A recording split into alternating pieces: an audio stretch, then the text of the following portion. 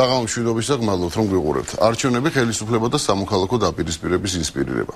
არასამთავრობო ორგანიზაციები მოახლოებულ საპარლამენტო არჩევნებთან დაკავშირებით რეზოლუციას ავრცელებენ და საერთაშორისო ორგანიზაციებს ქვეყანაში მიმდინარე პროცესების ობიექტურ შეფასებას თხოვენ. რეზოლუციის თანახმად ხელისუფლების მტკიცების მიუხედავად რომ ის მზადაა სამართლიანი არჩევნების ჩასატარებლად, ხელისუფლების კონკრეტული ქმედებები საპირისპიროს მიუთითებს. ქართული არასამთავრობო სექტორის წარმომადგენლების აზრით, წინასაარჩევნო პერიოდში განხორციელებული ქმედებები საზოგადოებაში სამართლებრივი დაუცველობის განცდას წარმოშობს, რაც თავის მხრივ სერიოზული სამოქალაქო დაპირისპირების ინსპირირების საფრთხეს ქმნის. მატრიცაში რეზოლუციის ერთ-ერთი მხარდამჭერი პოლიტოლოგი რამაზ საყვარელიძე.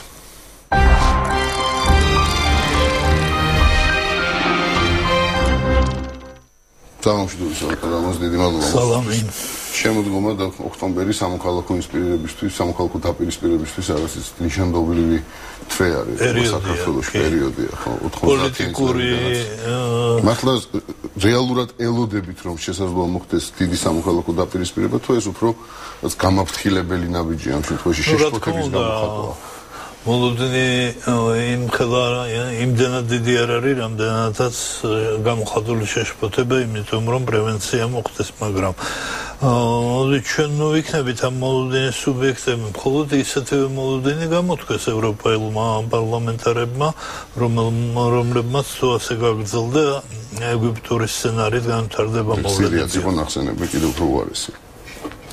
და ეს რეზოლუცია უფრო მსუბუქია, მე თუ მკითხავთ, ვიდრე ის, რაც ის პოზიცია, რაც მას გამოხატეს მათ ლენინიზმზე. მაშინ რაღაც თხოვთ საერთაშორისო ორგანიზაციებს, თუ მათი რეაქცია უფრო მკვეთრი იყო, ეხლა რაღაცა თხოვთ რეაქცია. საერთაშორისო ორგანიზაციები ფრაგმენტულები არიან. ეს არ არის თანამიმდევრული ხაზი. NDI-ის ჯგუფმა ამასთან გამოაქვეყნა ანალოგიური შეფასება ეტაპობრივი, ხო, ამ ეტაპის. და ის დაახლოებით ეხმიანებოდა ამ ევროკომისიის პოზიციას. დღევანდელი NDI საერთოდ სხვა შლეიფის მატარებელია. გამორიცხული არ არის ხვალზე იყოს კიდევ განსხვავებული პოზიციები. ევრო არ არის ერთი სუბიექტი, ხო? ორი ქართველი არ ლაპარაკობს ერთნაირად და რატო გვინდა რომ ევროპელებს გქონდათ ერთნაირი სტანდარტი. და როგორც წესი არის სტუმრის კომპლექსი ყველა ევროპელთან. მე ოჯახში რომ მიხვალდა ცოლი და ქმარი რომ ჩხუბობს, იქ საკუთარი პოზიციის შიგნით ჩართვას ერიდები.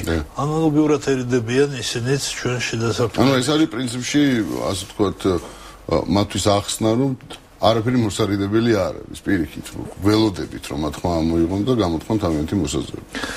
ეს ის ქვეყნებია, რომლებიც თავის შიდა პროცესებს ისე უვლიან, რომ არავის არ ელოდებიან. ამიტომ ეხლა შეხედეთ აბა მაგ პოზიციიდან.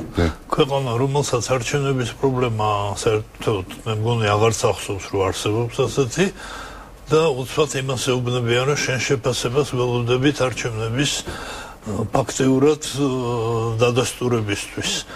ეს მისთვის ან გაუგებარია, ან ღიმილთ უყურებს ასეთ მოლოდინს, რაღაც უფრო დაბალი რანგის პოლიტიკურ პროცესთან მეაჩნია, რომ აქვს საქმე.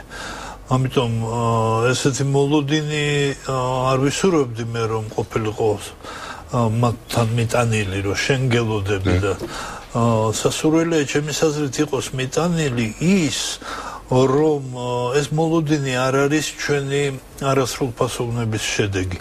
ეს მოლოდინის შედეგია იმისა, რომ ხელისუფლება როგორც უფრო ახალგაზრდული ხასიათის მქონე უწევს დიდ ანგარიშს სწორედ ევროპულ შეფასებას და ჩვენ ამ ხელისუფლებაზე ვერაფრით ვერ მოქმედებთ გარდა იმისა, რომ ევროპელებმა უბიძგონ ამ თუ იმ ქრისტიანული მემართულებით. ზოგადად ესეც საინტერესოა, რომ ვთქვათ ხელისუფლებაზე ვერანაირად ვერ ზემოქმედებთ თქვენ ამ მართალია არასამთავრობო ორგანიზაციები ქვია, პოლიტოლოგი ქვიათ, იქ არიან ჟურნალისტები, ასე შემდეგ, საზოგადოებაა, ხო, ანუ ამ ქვეყნის მოქალაქეები არიან. თუ მოქალაქეები რო ვერ ზემოქმედებენ ხელისუფლებაზე, ეს უკვე სიმპტომატურია, საინტერესოა თავისთავად. ეს უკვე მიუთითებს, რომ ამ ქვეყანაში არჩევნები სამართლოდ მიდის, იმიტომ რომ როგორც წესით პოლიტიკური პარტია და მათ შორის ხელისუფლებაში მყოფი მოსახლეობას უწევს ანგარიშს ამომრჩეველი დაუშვათ იგივე ამერიკაში ერთ ამომრჩეველს უწევს დეპუტატი ანგარიშს, იმიტომ რომ ხვალ იმისი ერთი ხმა შეიძლება გადამწყვეტი აღმოჩნდეს.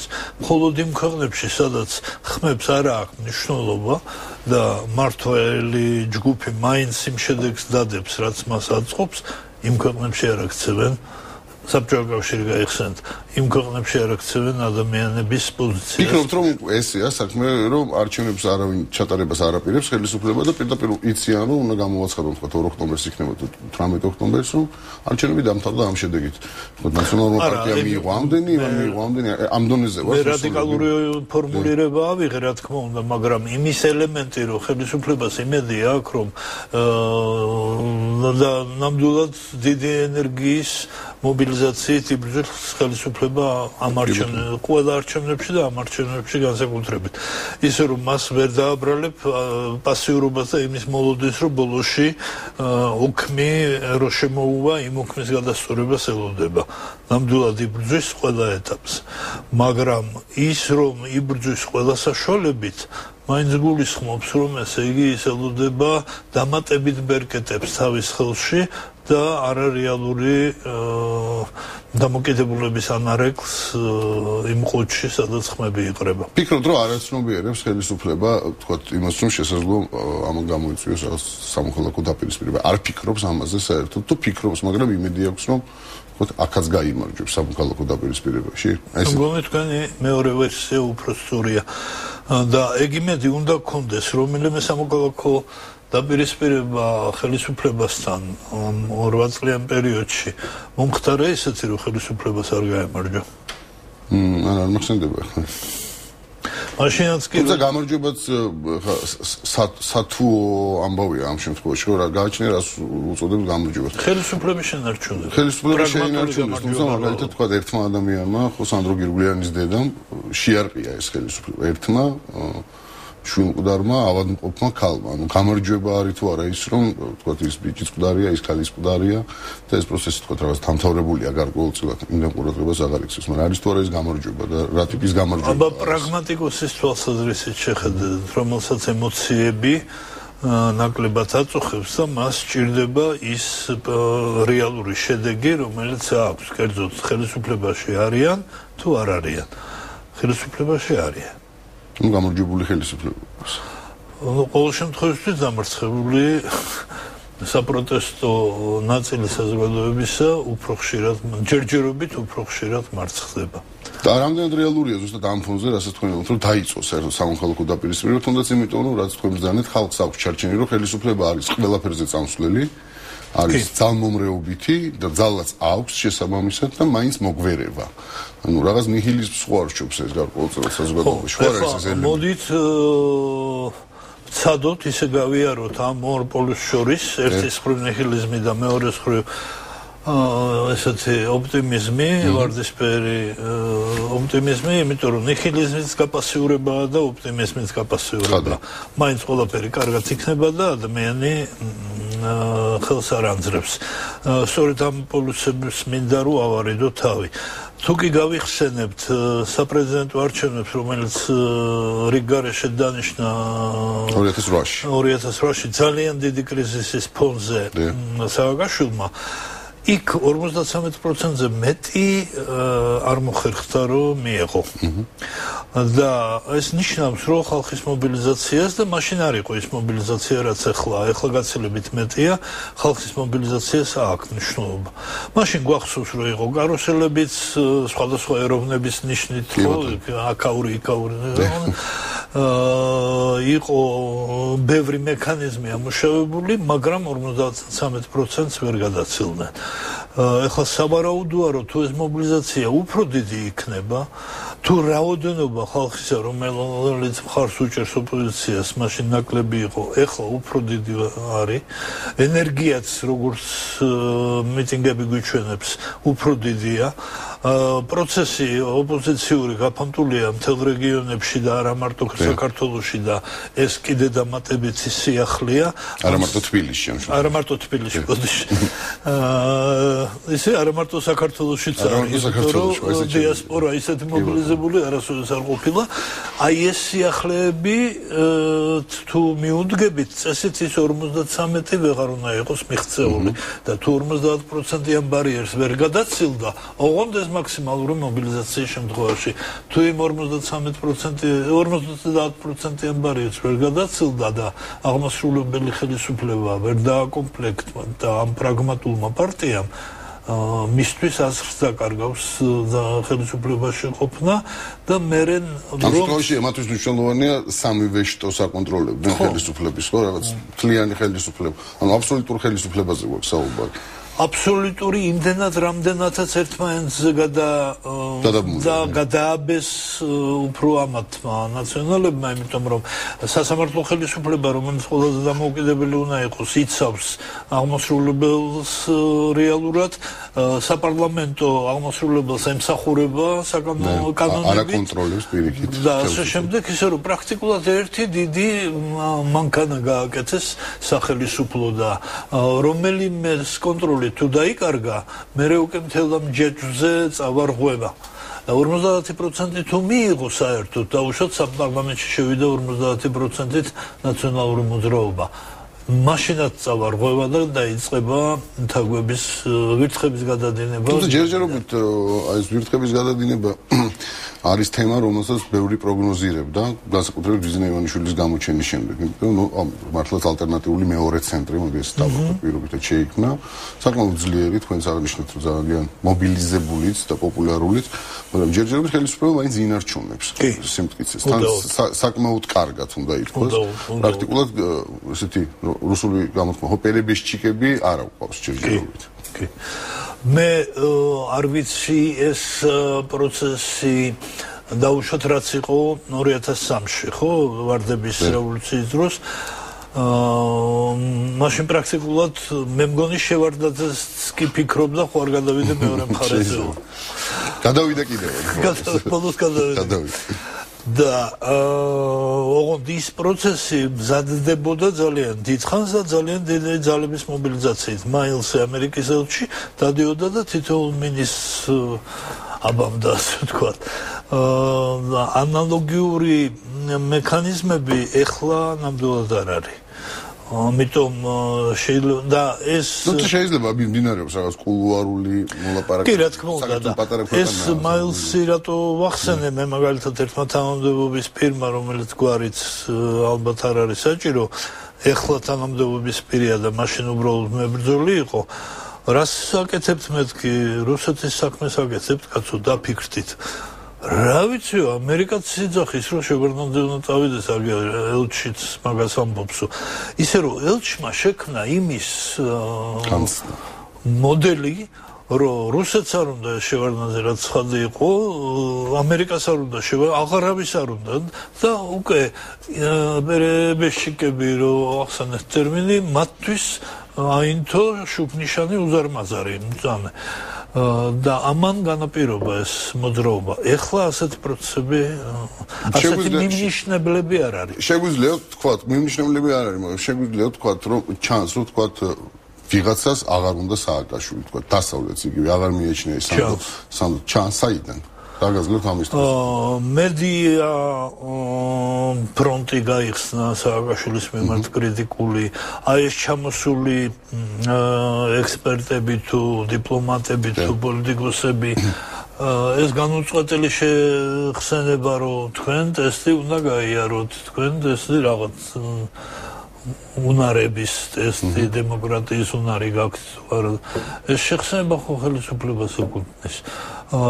და ანუ აქ მუშაობს რაღაც ეს სისტემა, შენში რომ დარწმუნებულები ვიყოთ, გამოსთას აღარ მოგიწყობდით.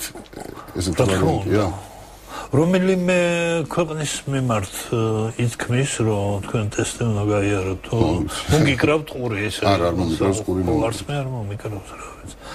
და აი ეს პროცესები მაინც მიუთითებს, რომ დასავლეთის დამოკიდებულება სააკაშვილის მიმართ ცალსახა აღარ არის.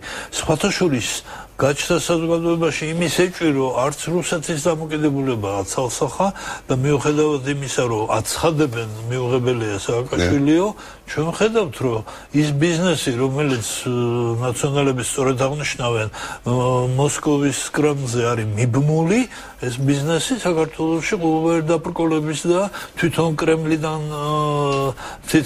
ხელის დარწმის გარეშე შემოდის. ანუ იქიდან არავინ აფრთხილებს ბიზნესმენებს საქართველოში არ შეხვიდეთ. შეიძლება პირიქითაც კი. ისე რომ რაღაც ორაზროვანი პროცესია სააკაშვილის ფიგურის გარშემო. ისეთი ცალსახა სურათი, როგორც იყო 2003-ში, ნამდვილად არ არის. ამერიკის ახალი ელჩი ჩამოვიდა დღეს მოდებათა სიგელების გადასცა. ჩაერთვება, ვითომ აქ მაინც ჩვენ ხო ამერიკის განსაკუთრებული იმედი გვაქვს ქართველებს და ნუ ელჩები განსაკუთრებული სტატუსით სარგებლობენ. ნორლანდი, როგორც ჩვენ ვიცით, თქოთ, იგივე საინფორმაციო საშუალებებიდან საკმაოდ ჩახედულია საქართველოს საქმეებში, თქოთ, იგივე მისი წარდგინების სცენა ყველას კარგად ახსოვს. მის პოზიციას იმ სცენაში ნებისმიერი ქართული ოპოზიციონერი მოაწერდა ხელს. რამდენად რეალურია, რომ აი ამ ეტაპზე მისი ჩამოსვლა თქვენ ახსენეთ წინა ელჩები, რომლებიც აქტიურად მონაწილეობდნენ ხო საერთოდ დაყვებოდნენ თურმე იქით პოლიტიკას. რამდენად რეალურია, რომ ნორლანდი აი მიუხედავად იმისა, რომ მხოლოდ დღეს ჩამოვიდა და არჩევნები, ნუ არაფერი არ დარჩა, ერთი თვეც აღარ დარჩა, აქტიურად ჩაერთვება ამაში.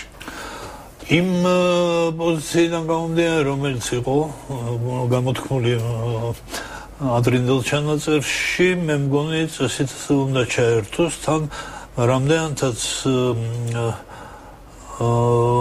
მაქვს ინფორმაცია ნაწილობრივ და ნაწილობრივი გრძნობა კიდეც ძალიან იზრდება ანტიამერიკული განწყობილება საქართველოში იმასთან შედარებით რაც ადრე იყო ახლა ამის თქმა რომ ანტიამერიკულია საქართველო ნამდვილად არ შეიძლება მაგრამ კლება ამერიკაზე ორიენტაციისა ფართო საზოგადოებაში ეს რაღაც მოსაზრებაა თუ რამე კვლევაც არსებობს ამ მცირე ცვლილებები დაკლებისკენ ამერიკაზე ორიენტაციას კვლევებში მაგრამ კვლევები საერთოდ ცუდი საფუძველი არის ჩვენ საზოგადოებაში სადაც იციან რომ სახელმწიფო პოლიტიკა ამერიკაზე ორიენტაცია იქ უკვე თავს არ აიწკივებს როცა ტელევიზორში ხედავს რა ხშირით თავისუფლებენ ამა თუ იმ ადამიანს სამსახურიდან ამა თუ იმ პოლიტიკური მიზეზის გამო და აი ეს ამერიკის მიმართ დამოკიდებულება არ შეიძლება საელჩოსთვის იყოს სულ ერთი მე მგონი ამით იყო ხშირად განპირობებული ბასის ფრაგმენტული დავაშკაცება ხანდახან უცბად ვაშკაცი იყო და საკმაოდ მკაფიო პოზიციას იკავებდა ხანდახან შეულებრივი დიპლომატიური სიფრთხილე ჰქონდა წესით ამერიკასთვის წამგებიანი იქნება თუკი ხალხის ნება მე არ ვამბობ რომ მაინდა-მაინც სააკაშვილი თუ იონე მაგრამ ხალხის ნება თუ სახად ძალისმიერად იქნა მიჩქმალური და ამაში ამერიკამ მხარდაჭერა სიჩუმითაც კი მხარდაჭერა გამოავლინა საქართველოში ამერიკის პერსპექტივები ფართო საზოგადოებაში შეიძლება აღმოჩნდეს ბევრი ბარიერის წინაშე. ბატონო, ხალხის მინდა დაგელაპარაკოთ, თქო რეკლამის მერე ცოტა ხანს კიდევ წაგერთვით. რეკლამაც გვაქვს? რეკლამა გვაქვს სულ 2 წუთი და მე გავაგრძელებთ ხალხის საუბარი.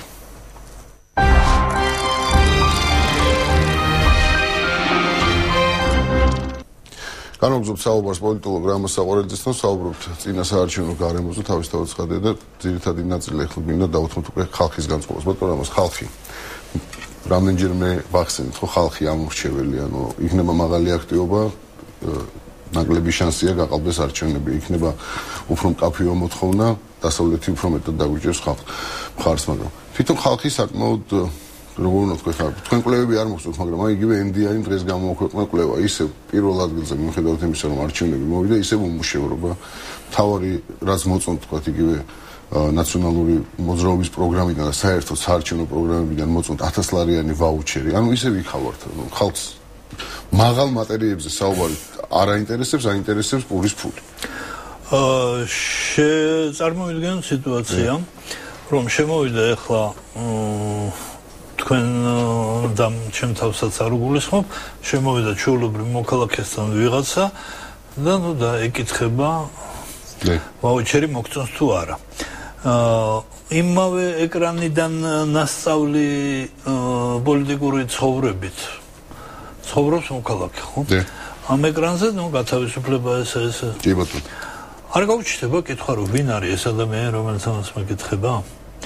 თუ ამ კითხვაზე პასუხი ვერ მიიღო, მაინც იგულისხმებს რომ ხიფათის საშორება ჯობია და უპასუხებს იმას, რაც ხელისუფლებისთვის ხელსაყრელია. ანუ კონიუნქტურულად პასუხობს ამ შემთხვევაში. ამაზე არის გათვლილი NDI-ის მოღვაწეობა, რომელიც ძალიან ზრუნავს ნაციონალურ მოძრაობაზე. ის მე მგონი კი არ აყალბებს ამ სიტყვის პირდაპირ გაგებით ქავალზე დაწერილ შედეგებს. შედეგის გამოკითხვის სიტუაციას ქმნის ისიც, რომ ოდნავ თუ შეაშინა ადამიანი მიიღებს სახელისუფლო შედეგებს. და მე იტყვის, რომ აი ესეთია ხალხის პოზიცია. ეს თვითონ კითხვა შეიძლება ხო ალბათ თქვენ ხართ ახლა ამის სპეციალისტი, კითხვა ისე იყოს, რომ პასუხი ადვილი მისაღებია. ინტონაციაში მოგწონთ ვაუჩერი. რეალურად თქვენ ფიქრობთ, რომ სიტუაცია განსხვავებულია ქვეყანაში და ხალხი სხვანაირად ფიქრობს და ხალხისთვის თავი არის დემოკრატია და ასე შემდეგ. ეხლა მეორე ყოფითი სოციოლოგია რო ავიღოთ. არა ასე კითხვარით. ოღონდ აგრეთვე საკმაოდ სახიფათო ზონაში მოხვედრილი ხალხისა. იმ ადამიანების, რომლებიც დადიან კარდაკარ ნაციონალური მოძრაობის სახელით და ფულს იღებენ ამაში. ისინი ხო დაინტერესებული უნდა იყვნენ, რომ ნაციონალური მოძრაობის მაიკას ნაციონალური მოძრაობისას არ იცვამენ. რცხვენიათ. ეს თქვენი დაკვირვებაა თუ რეალური? დღევანდელ მედიაში არა, ეს მე წავიკითხე, მაგრამ რცხვენიათ. ეს სირცხული, იმათი პირადი სირცხული კი არ არის. ეს ნიშნავს, რომ საზოგადოებაში მიუღებელია ნაციონალური მოძრაობა და მასზე ზრუნვა და ამიტომ იმის მაიკით სიარული არის სირცხული. ესეც სოციოლოგია, რომელ სოციოლოგიას ენდობით? ჩვეულებრივ, უბრალოდ მაინტერესებს, რამდენად ფიქრობთ, რომ ჩვენი საზოგადოება ეხლა, აი თქვენ ამ არჩევნებისთვის თქვენს განცხადებაში წერია, რომ აქვთ იმედი, რომ ეს არის ერთ-ერთი შანსი მოხდეს ხელისუფლების მშვიდობიანი ცვლილება და ასე შემდეგ. რამდენად არის, თქვათ, მოსახლეობა მთლიანად ქვეყანაში ორიენტირებული დემოკრატიის განვითარებაზე, სამართლიან არჩევნებზე, ხომ არ არის ის ყოფა, რომელშიც ჩვენ აღმოჩნდით, მაინც თუ რაღაც ღუზა, რომელიც ამ ხალხს იჭერს და მარტო ყოფით პრობლემებზე აფიქრებს და სულ ერთია ვინ ხალხისთვის მაინც არავინ არ არის. ხო, ესეთი ფრაზები ხო შეიძლება. იმ შეკრებაზე, რომლიდანაც თქვენ ახლა ციტირებას ახსნით, ძალიან საინტერესო მონაცემები გამოქვეყნდა არჩევნების რიცხვითი ამომრჩევლების მდგომარეობის თვალსაზრისით. და დათვლილი იყო, ნუ იქ ციხეშვენა. აი ყველა ასეთ სათუო ვარიანტსაც კი თუ შეაჯამებო, მაინც მილიონით უფრო მეტია ის რაოდენობა, რომელსაც იძლევა ხელისუფლება, როგორც ჩვენი ამომრჩეველთა რიცხვი. ანუ მილიონი ხმა არის მოპარული ახლა ამ შემთხვევაში. რეზერვი. თავის უცხოეთში მყოფები და ყველაფრიან.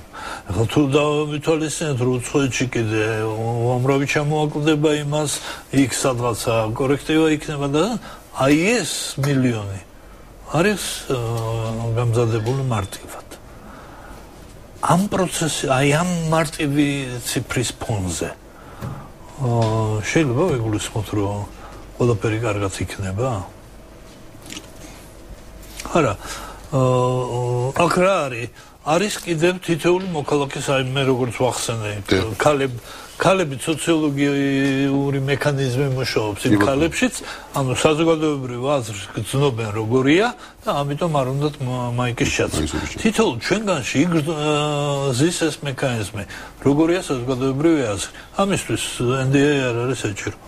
აი თუ კი ამ გრძნობიდან მკვეთრად განსხვავებული იქნა მერე მიღებული შედეგი, მოსახლეობას გაუჩნდება უსამართლობის განცდა. მანამდე არ ფიქრობენ ამაზე. უსამართლობა არის რაღაც ტრიგერი, როგორც ამბობენ, რომელიც იწვევს უკმაყოფილებას. და ის სახიფათო დენტი, რომელმაც შეიძლება ბევრი რამე ააფეთქოს. და ვნახოთ ახლა აი ამ სოციოლოგიური გამოკვლევებით ხელისუფლებას ეთყობა უნდა რომ აი ეს შინაგანი სოციოლოგია გადაფაროს მაგრამ უნდობლობა აქაც იმდენად დიდია განსვლა ინტუიციისგან რომ ამ დიდ განსვლის გამო NDS აღარ ენდობა მოსახლეობა და თავის ინტუიციას ენდობა ლევან რამიშვილი რომელიღაც გადაცემაში გახგიოდა მაჩვენეთ ქრისტიან დემოკრატების ამომრჩეველია ეხლა თუ ლევანს რამიშვილს არ შეხვედრია თქვენ არ შეხვედრია განცდა იმისა რომ დაუშვათ ის 5%-იან ბარიერს გადალახავს მე არ მექნება და თუ იმან გადალახა ხმერთმა გადალახინოს ნამდვილად წინამდეგი არ არის მაგრამ იმის საილუსტრაციოდ რომ ინტუიციას უნდა დაემთხეს მაშინ ექნება იმის ეჭვი ადამიანს რომ ესე იგი რაღაცაში მოატყუა თუმცა ჩვენ ეჭვებზე როცა მიდგება საქმე ეს ძალიან რთულია ხო ბევრი რამის ეჭვი შეიძლება გქონდეს ადამიანს მაგრამ ეხლა ეჭვი მხოლოდ ეჭვია ის რომ მე თქვათ არ ვიცნობ არავის ვინც ხმას აძლევს არ ვიცი რაღაც X პარტიას ეს არ ნიშნავს რომ ესეთი ადამიანები არ არსებობს და ამის გამო ქუჩაში გამოსვლა და ამის გამო ომის დაწყება ცოტა სხვა სიტუაცია. აქ რო იყოს ლაპარაკი რომ მე აზრი მკითხო, იცნობ თუ არა, არ ვიცნობ და არ ვიცნობ, მაგრამ იქ სხვა რაღაცაზეა საუბარი, რომ მოდი გამოვიდეთ, მოდი შევცვალოთ, მოდი. მინდა სწორედ რაღაცა სადავო ნამდვილად არა გვაქვს მე და თქვენ რა მხრივ. მე არ ვიძახი ობიექტური რეალობა როგორია. და მართლა შეიძლება ჩემ გარემოცვაში საერთოდ არ არის არავინ ვინც ქრისტიან დემოკრატებს ადროს მაგრამ ჩემი გარემოცვა მაქსიმუმ 100,000 ხო? კი ბატონო. ჩემი კონტაქტში მყოფი პირები და უამრავი რაოდენობა რომელიც იმის გარეთ ისე რომ მანდ ობიექტური რეალობაზე არ არის ბევრი პროცესი რომელსაც ადამიანი ხელს კიდებს ძალიან ხშირად სუბიექტური რეალობისგან ისი განცდა აქვს სწორია ის განცდა თუ არა მაგას არ აქვს მნიშვნელობა ხოდი ჩემი რეალობა მე ვფიქრობ ის თუ ფიქრობს რომ მოატყუეს ამაში მოატყუეს იმაში მოატყუეს რაში მოატყუეს ის თუ ფიქრობს რომ უკანყოფილოა ის თუ ფიქრობს რომ ქვეყანა ისე არაა მოწყობილი და აი კიდე ერთი წვეთი დაემატა და ამ შემდეგ აი ეს ბევრი რაღაცების სუბიექტური სურათი მე იძლევა იმას რასაც ობიექტური მნიშვნელობა ექნება ამიტომ ახლა გასაფრთხილებელი აი ახლა დეტალი იყო ის ლოპოტაში მომხდარი ტრაგედია, მაგრამ შემაწვრთნებელი დეტალი იყო არა მარტო იმით, რომ ეს ახალგაზრდები ორივე მხრისაა დაიღუპა, არამედ იმითაც თუ რა უსუსური და ტყუილის მატარებელი აღმოჩნდა, ხო, სახელმწიფო ორგანო. ბილ კლინტონს ტყუილის გამოასამართლებდნენ, თორე მონიკა ლევინსკის დარდით კი არა. ტყუილი იყო დაუშვებელი ამერიკელისთვის. ტყუილია ნებისმიერი მოქალაქისთვის დაუშვებელი და ამ წინასაარჩევნო პერიოდში ტყუილში გამოჭერა ხელისუფლების ამათთვის ძალიან წამგებიანი გახდათ მაგრამ რამდენიმე ასეთი ფაქტია აქამდე და ეს ამ ყველაფერმა შეიძლება მიუხედავად იმისა რომ იმ ტრაგედიას არჩევნებთან თითქოს არ აქვს კავშირი აი იმ წვეთმა შეიძლება არჩევნების პიალაში დიდი როლი შეასრულოს. ძალიან დიდი მადლობა ბატონო რამას საყვარელიძე იყო ჩვენი სტუმარი გადაცემის შემდეგ ნაწილში კვლავ არჩევნებზე თუმცა ამჯერად საზღვარგარეთ როგორც ჩანს უცხოეთში მცხოვრებს საქართველოს მოქალაქეებს უბრალოდ მათ დიდ უმრავლესობას მაინც 1 ოქტომბრის არჩევნებში მონაწილეობის უფლება არ მიეცემათ. მატრიცაში იურისტი ზაალ სარაჯიშვილი რეკლამის შემდეგ.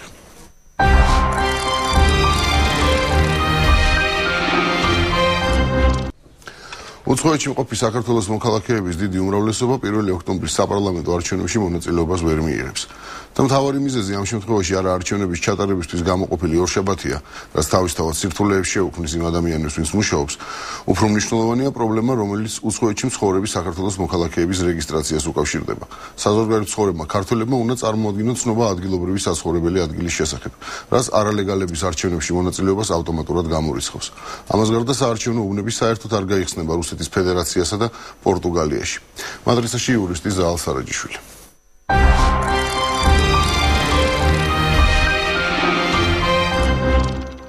სამშვიდობის ზაალ მადლობა მოსვლისთვის. ესეთი მდგომარეობაა, ხო რამე ხوار შემეშალა, ანუ არალეგალები, ვინც ამჟამად იმყოფება უცხოეთში, ისინი არჩევნებს ავტომატურად გამოეთიშნენ. თუ ისინი ვერ წარადგენენ არა მარტო არალეგალები, არამედ ლეგალებიც ვერ წარადგენენ ცნობას საცხოვრებელი ადგილის მიხედვით, ისინი ვერ დადგებიან საკონსულო აღრიცხვაზე. შესაბამისად, მათ ექნებათ უკვე პირველი ბარიერი იმისთვის, რომ მოხვდნენ საარჩევნო ეგრეთ წოდებულ სპეციალურ სიებში. ანუ ადამიანები, რომლებიც იმყოფებიან ქვეყნის ფარგლებს გარეთ, ესენი ხვდებიან სპეციალურ სიაში და შესაბამისად, ამ სპეციალური სიის მიხედვით აძლევენ ხმას. ეს სპეციალური სია ნიშნავს იმას, რომ ჯერ სანამ სპეციალურ სიას გავურკვევთ, მინდა ამ ცნობა საცხოვრებელი ადგილიდან გავურკვევთ. არალეგალ საერთოდ შანსი არ აქვს ასეთი ცნობის მოპოვების, თუ რაიმე შანსი მაინც არსებობს. არალეგალებს როგორც წესი ძალიან უჭით ამ ცნობის მოპოვება, იმიტომ რომ საქართველოში ესეთი ცნობა აღარ არსებობს, ხო გაუქმდა იდეა. ხო, ჩვენ საბჭოთა გავაუქმეთ ეს და მისამართების ეს. რამდენად არსებობს იტალიაში ცნობა საცხოვრებელი ადგილიდან? რას ნიშნავს? ნუ ცნობა საცხოვრებელი ადგილის მიხედვით თუ გაიცემა, გაცემს სახელმწიფო ორგანიზაცია ან ადგილობრივი თვითმმართველობის ორგანო. ერთის და მეორეც აბსოლუტურად პირველ რიგში ამოწევს იმას, რამდენად კანონიერად იმყოფება ეს უცხოელი ამ ქვეყანაზე. ამის შემდეგ უკვე დგება იმის საკითხის შემოწმება, ის რა მისამართზე არის. ან რო გაიცეს შესაბამისი ეს არალეგალების ეხა ადამიანი რომ მივადა მოსთხოვენ მას პასპორტს ან ეტყვიანო წარმომიდგინეთ ის დოკუმენტი რის საფუძველზეც იმყოფებით ამ ქვეყანაში, ის რა თქმა უნდა ვერ წარუდგენს ამ იმას. შესაბამისად, აქ ცნობაზეც ლაპარაკი ზედმეტია, შეიძლება საფუძველი გახდეს, რომ ეს ადამიანი საიმიგრაციო წესით დააკავონ და მოახდინონ მისი დეპორტაცია უკვე.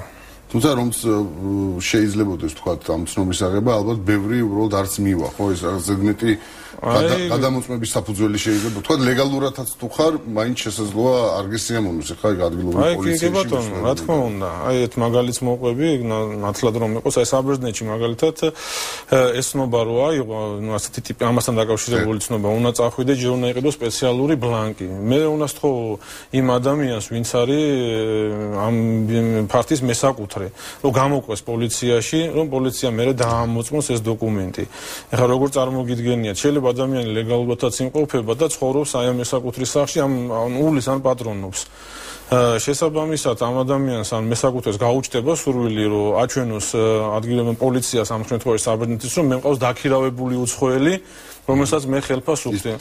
რა თქმა უნდა, ეგრევე დაიწყება მის მიმართ მეორე პროცედურა, რომ თუ ეს დაქირავებული ადამიანია, მაშინ გადასახადები სად არის? ან მეორე ვარიანტი მაგალითად თურქეთში არის რომ ადამიანები მუშაობენ კომპანიის მიერ აშენებულ ეგრეთ წოდებულ აი დროებით საცხოვრებელ ადგილებში აი ნუ ეს ის ვაგონეტკები არა რაც საბჭოთა დრო იყო ცოტა მე გასაგებია ხო სამშენებლო ვინ უნდა გასცეს ამ შემთხვევაში თუნდაც წაყვეს ეს დამქირავებელი ხო პოლიცია იტყვის ან ნებისმიერ სახელმწიფო უწყება რომელიც გასცემს იტყვის რომ ეს ადამიანები ცხოვრობენ შენს ტერიტორიაზე ანუ ქარხნის ტერიტორიაზე ამ სამშენებლობის ტერიტორიაზე და ისინი არ არის მათზე მეცნობას ვერ გავცემ იმიტომ რომ ეს არ არის მისამართი ეს არ არის საცხოვრებელი ფართი ანუ აქ ამ შემთხვევაში თვითონ ლეგალსაც შეიძლება სერიოზული პრობლემა შეექმნას და არის ქვეყნები რომლებიც საერთოდ არ ცნობენ ახლა აი ამერიკაში საერთოდ არ ცნობს ამ მისამართის და საცხოვრებელი ადგილის მომენტს. ანუ ამერიკაში რომს მომინდეს ლეგალურადაც რომ ვიყო, გაუგებარია ვის უნდა მიუმართო ამ ცნობის გასაცემ. ვინ შეიძლება გმოწმოს? აი, ერთ ჩვენს კლიენტს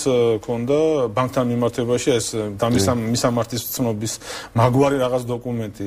ზუსტად შემიძლია გითხრათ რომ 6 თვე მოანდომა რომ არა ეს ცნობა აიღო, არა რაღაც აი ამ ცნობასთან დაკავშირებული დოკუმენტი, რომელიც დაადასტურებს და ახლა 6 თვე ამ ცნობას ელოდო მინდა კითხოთ სანამ გადავთ იმ დამატებით სიებზე სპეციალ უბრალოდ ეხა ესეთი კითხვა გამიშთა მე იურისტი არა ვარ და ამიტომ შეიძლება რაღაცა შემეშალოთ ფაქტურად გამოვიდა რომ არალეგალები თქვა არიან არალეგალები იმ სახელმწიფოში რომელშიც არიან და საქართველოს კი მათ ჩამოართვა კიდე ხმის უფლება ფაქტურად ხო ანუ ჩვენ მოხალხეს სხვა უფლება მისცეს ხმა არჩევნებში მიუხედავად იმისა ის ლეგალია თუ არა საფრანგეთში რა კავშირიაშია თქვა საქართველოს მოქალაქეობა საფრანგეთში ლეგალურად ცხოვრებასთან ასეთი კავშირი საერთოდ არის არანაირი ის არის ერთ ეს თუ არ გვაქვს ესა რომ საფრანგეთის სტანდარტი ჩვენ კიდევ ერთხელ უნდა მე სადაც მიწევს ტელევიზიით იქნება რადიოთი თუ პრესით გამოსვლა ყოველთვის ვიძახით რომ ამ არალეგალებს ნუ უყუროთ როგორც კრიმინალებს ეს არის ადამიანები რომლებმაც დაარღვიეს ადმინისტრაციული კანონმდებლობა ყოფნის რეჟიმი სავიზო რეჟიმი სულ ეს არის და ეს და მეტი არაფერი ამიტომ ძალიან ბევრი ქვეყანა მათ ზოგი ლიბერალურად ექცევა ზოგი გამკაცრებულად ეს ქვეყნის საშინაო პოლიტიკაზე დამოკიდებული. ამიტომ ის რო იქ არალეგალად იმყოფება, ეს ჩვენი კანონმდებლობის თანახმად არაფერს არ არღვევს აბსოლუტურად.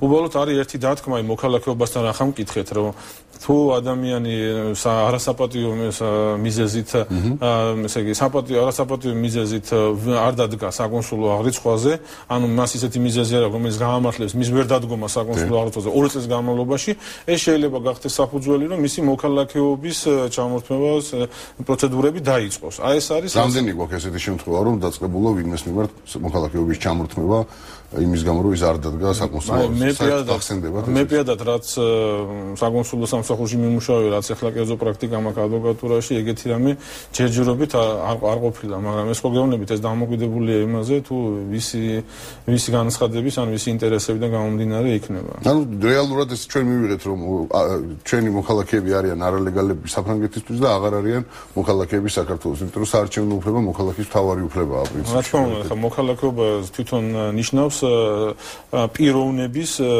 პოლიტიკურ და სამართლებრივ ურთიერთობას სახელმწიფოსთან. შესაბამისად, ეს პიროვნება არა მარტო სამართლებრივ ურთიერთობაში არის ამ სახელმწიფოს, არამედ ის პოლიტიკურ ცხოვრებაშიც აქტიურად უნდა აღენებულდეს მონაწილეობას და კონსტიტუციას მაგიტომ იძახის, რომ ხელისუფლების წყარო არის ხალხიო. და ეს ხალხი არის საქართველოს მოქალაქეები, რომლებიც თავიანთი გემოვნების მიხედვით მიდიან არჩევნებზე და განსაზღვრავენ იმ საშინაო იქნება თუ საგარეო პოლიტიკა იმ პირებს, ვინც ეს ყველაფერი უნდა გაატაროს. და თუ ადამიანს ამის შესაძლებლობა არ ექნება, ეს და მით უმეტეს ახლა იგივე ბატონი კაციტაძის კომისიით დაახლოებით 300,000 კაცზე არის საუბარი. ეს არ არის პატარა ციფრი ჩვენი ხალხისთვის, ხო, ჩვენი მოქალაქეების რაოდენობა არც ისე დიდია, თუნდაც ან რუსეთს ან ჩინეთს ან ამერიკას შევადაროთ ან საფრანგეთს, ხო? პატარა ერი ვარ, პატარა სახელმწიფო ვარ და რაოდენობაც არც ისე დიდი ყო. მეორე მხრივ მოდით ახლა სახელმწიფოს მხრიდანაც შევხედოთ ამას. როგორ უნდა მოაწესრიგოს სახელმწიფომ, რომ ყველა იმ ადამიანს, რომელიც თქვა ცხოვრობს უცხო ქვეყანაში, მისცეს საშუალება, რომ არჩევნებში მიიღოს მონაწილეობა, თუ ისინი არ არიან აღრიცხულნი. აი როგორ უნდა გავარკვიო, ხო, ჩვენ დღეს ვიღაცა ადამიანი მოდის, მე გავხსენით, ხო, მე ვარ კონსული, გავხსენით საარჩევნოვანი, მოდის ვიღაცა ადამიანი და მე უნდა გამარჯობა, მე აქ ცხოვრობ, ქართველი ვარ, აი ჩემი პირადობის მოწყობა, გთხოვთ ჩამოვიდებინეთ ბიულეტენი ყუთში, ესე მარტივადაც ალბათ ეს ვერ მოხერხდება, ხო? ნუ ხა მანდ არის რაღაცნაირად აღრიცხვა თუ საკონსულო აღრიცხვაზე არ დგას ადამიანი, ჩვენ უნდა ვიცოდეთ, რომ საკონსულო აღრიცხვა ეს მუდმივ რეჟიმში არჩევნები არის, არ არის, ეს მუდმივად მიმდინარეობს ეს პროცესი. მაგრამ არალეგალები როგორც წესი არ დგან აღრიცხვაზე.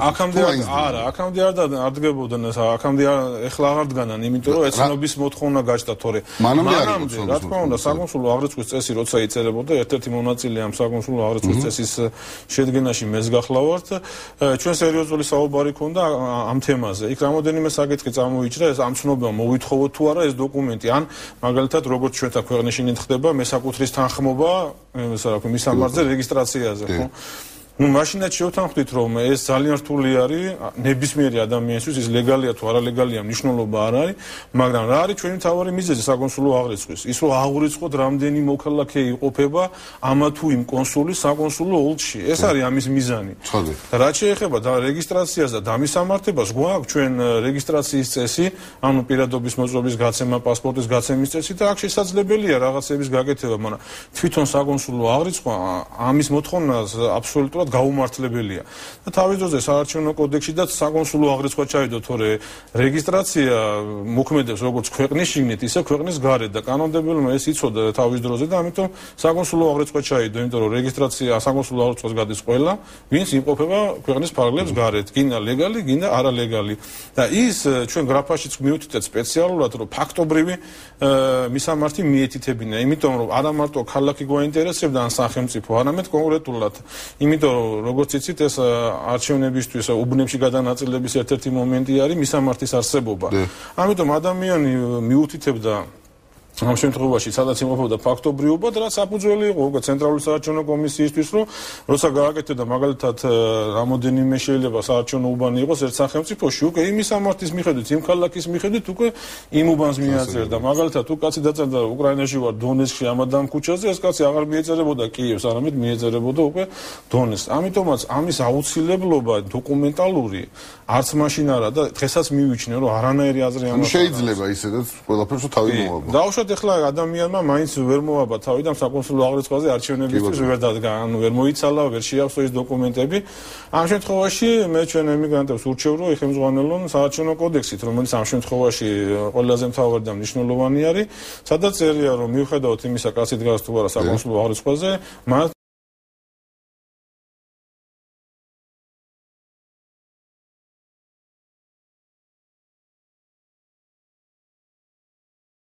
შეუძლია გაიაროს საარჩევნო მიიღოს წლევანდელ არჩევნებში საზოგადოებრივ ცხოვრებმა ადამიანმა მონაწილეობა მიუხედავად აი ამ რეგულაციებისა, რომლებიც შეიცვალა. რა შანსი აქვს მას? მან უნდა გაიაროს 10 სექტემბრამდე. ეს არის კოდექსით და დადგენილი ვადა. 10 სექტემბრამდე უნდა გაიაროს საარჩევნო რეგისტრაცია საქართველოს საკონსულოებში ან საელჩოში. კონსული ამისთვის მას არ ჭირდება ცნობა საცხოვრებელი ადგილი. არაფერი არ ჭირდება, უბრალოდ იქ არც ფორმა არის მითითებული კოდექსში, შეუძლია დარეკო, შეუძლია ელექტრონული პოსტა გააგზავნოს, მაგრამ მე ურჩევ, რომ ეს განცხადების სახით გააკეთოს, რა ქვია, ამ ჩვენმა ემიგრანტებმა და ასლი წამოიღოს. ხო და დაურთონ პირადობის მოწმობის ან პასპორტის ასლი, იმიტომ რომ იქ არის ის მონაცემები, რომელიც გაუადვილებს უკვე თვითონ კონსულსაც გაუადვილებს და ცენტრალურ საარჩევნო კომისიასაც, კაცდადის კომისიასაც, რომ ამ ადამიანის შეყვანა მოახდინონ უკვე სპეციალურ სიაში. და განცხადების ფორმა ეს არის თავისუფალი, როგორც გაუხარდება, ისე დაწეროს. და თუ კი დადგებიან ეს რეგისტრაციას გაივლიან, მათ ექნებათ საშუალება მიიღონ არჩევნებში მონაწილეობა. მე დავიბენია. თუ ისინი 10 სექტემბრამდე მოახდენენ აი ამ განაცხადის და ამის შემდეგ კიდევ ურჩევ მე ჩვენს ემიგრანტებს, რომ მიუხედავად იმისა, რომ საკონსულოში ჩააბარებენ ამ განაცხადს და მოთხოვენ კონსულს, რომ მან მოახდინოს მისი საარჩევნო რეგისტრაცია, ანუ მიაწოდოს ეს სია ცენტრალურ საარჩევნო კომისიას, ამავე დროს გადაამოწმონ ცენტრალური საარჩევნოს ელექტრონულ ოფიციალურ ვებგვერდზე, ასევე ბატონი მამუკაკაციტაძის კომისიის ვებგვერდზე მისი თავი. მაშინ იმ შემთხვევაში, თუ მისი მონაცემების გასვლით დაიწერება იმყოფება უცხოეთში. ეს იმას ნიშნავს, რომ მონაცემები სწორად არის დაცული. შემდეგ უკვე როცა საარჩევნო უბანი გაიხსნება, უკვე უბნისიაში უნდა გადაამოწმონ თავიანთი თავი. ასე კი, ერთი კითხვა მოკიდე, რუსეთთან დაკავშირებით, როგორც ვიცი, რუსეთში არ იხსნება საერთოდ საარჩევნო უბანი, ალბათ ეს იმას უკავშირდება, რომ ჩვენი საკონსულო იქ ახლა არ მუშაობს, თუ მუშაობს რუსეთში. რუსეთის საკონსულო მუშაობს საქართველოში და ჩვენი საკონსულო არ. ხშირად ეს ყოფით იმებზე ჩვენი საკონსულო, რუსეთის საკონსულო ოფიციალურად ეს არის რუსეთში შვეიცარიის საელჩოს ქართული სექცია, საქართველოს სექცია, სადაც არიან ჩვენი დიპლომატები, რომლებიც ასრულებენ საკონსულო ფუნქციებს.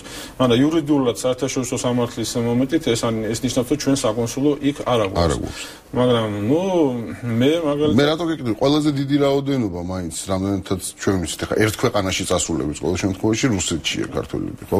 მე შეიძლება ეგეთი გზაც გვენახა, რა ვიცი, ხა თუ ცენტრალური საარჩევნო კომისია ან საგარეო უწყება ამის ის იქნებოდა და ჩვენ გვაქვს საკონსულო ურთიერთთანამშრომლობის ხელშეკრულებები, მაგალითად უკრაინასთან, მაგალითად აზერბაიჯანთან, ახლა სომხეთთანაც არის. შეიძლება ვთხოვოთ ამ საელჩოებს, რომ დაუშვათ ამ კეთილსა გამოეყოთ, დაეთმოთ ჩვენთვის ახან აი ასეთ ფორს-მაჟორ სიტუაციაში ვარ, იქნება თუ მოლაპარაკება იქნებოდა, რომ მათი საკონსულო ადგილები. გარდა ამისა, ვიცი, რომ მიგრაციის საერთაშორისო ორგანიზაცია EUTO ხანდახან თუ ეს აუცილებლობა თავის ოფისებსაც აძლევს ამა თუ იმ სახელმწიფოს, რომ განსაკუთრებული შემთხვევა ეს არ არის, ხდება ხოლმე ეს. ჩვენ არა ვართ ერთ-ერთი ქვეყანა, ვისაც ესეთი თუ ჩვენ არა გვაქვს უფლება, რომ აი ტერიტორიაზე განვახორციელოთ რუსეთის ხო, ჩვენ შეგვიძლია აი ამ საელჩოების და საერთაშორისო ორგანიზაციების ტერიტორიაზე განვახორციელოთ, სადაც რუსეთის იურისდიქცია აბცელდება ამ შემთხვევაში. მქონია ჩვენ ესეთი პრეცედენტი. ელემენტარულად შეიძლება ვთქვათ სხვა წინაარჩევნების დროს, როდესმე თქვა საქართველოს ხელისუფლებას მიემართა რომელიმე ქვეყანაში ესეთი პარტნიორი ქვეყნებისთვის, სადაც უბრალოდ საელჩო არ წავიდა საკონსულო საერთოდ, ხო? არა, ესეთი პრეცედენტი რამდენიც მე მახსოვს არ გქონია და აუცილებლობაც აქედან არ იყო, იმიტომ რომ ძალიან შესაძლებელია. კი, თუმცა შეისწავლეთ ქვეყნის კანონმდებლობა, სადაც თქვენ გაქვთ დიპლომატიური და საკონსულო ურთიერთობები უკვე დამყარებული, თუ ის ქვეყანა გაძლევს ზოგიერთ ქვეყანა რაღაც პირობას გიდგამს, ზოგი გიგზავნოს, ზოგი გეუბნება უბრალოდ შემატყობინე რომ რა ქუჩაზე აპირებ რომ და მილიციამ დაიცვას იქ წესრიგი, ზოგმა უბრალოდ ჩაატარე და ანუ ეს უკვე ქვეყნის და ადგილსამყოფელი ქვეყნის სპეციფიკაზეა დამოკიდებული. და ბოლო კითხვა პორტუგალიაზე. ამ შემთხვევაში პორტუგალიაშიც არ ეხსნება უბანი, თქვა პორტუგალიაში მცხოვრებ საქართველოს მოქალაქეებს სხვა გვერდზე ქვეყნის ტერიტორიაზე შეიძლება თქმის მიცემა, თუ ესეც რაღაც აგზავნებთან არის დაკავშირებული. ესპანეთში რო გადავიდნენ, რამდენად არის შანსი? ხო, რა თქმა უნდა, ეგ ძალიან რთული საკითხი არის, იმიტომ რომ თუ ჩვენ თუნდაც ლეგალურად არის აქვს ცნობა საცხოვრებელი ადგილი, მაგრამ იქ უწერია ლისაბონი და არა მადრიდი. რა თქმა უნდა, აი ეგ არის იმ შემთხვევაში, თუ პორტუგალიაში არ გაიხსნება საარჩევნო უბანი, ის ხმას ვერ მიიღებს ვერანაირად, იმიტომ რომ საკონსულო აღრიცხვით, თუნდაც აი კანონიერი გზით რო წავიდეთ, ის იმყოფება საკონსულო აღრიცხვაზე პორტუგალიის ტერიტორიაში. შესაბამისად, იქ არ იქნება საკონსულო ოლქი, ამ შემთხვევაში ის ვერ მიიღებს მონაწილეობას. ანუ პრინციპში ჩვენ შეგვიძლია ვთქვათ, რომ მაღალმა რეგულაციებმა ძალიან გაართულა სულ მინიმუმს. ის საარჩევნო კოდექსი არაფერს არ იძახის ეგეთ სიტუაციებზე, რა ქვია. იქ ლაპარაკი არის სხვა სახელმწიფოებში. ეხლა ეს ხალხიო თუ მოიხსნებიან პორტუგალიიდან, აღრიცხვიდან და გადმოვლენ დაუშვათ ესპანეთში აღრიცხვაზე, მაშინ კი ბატონო, ეს შესაძლებელია.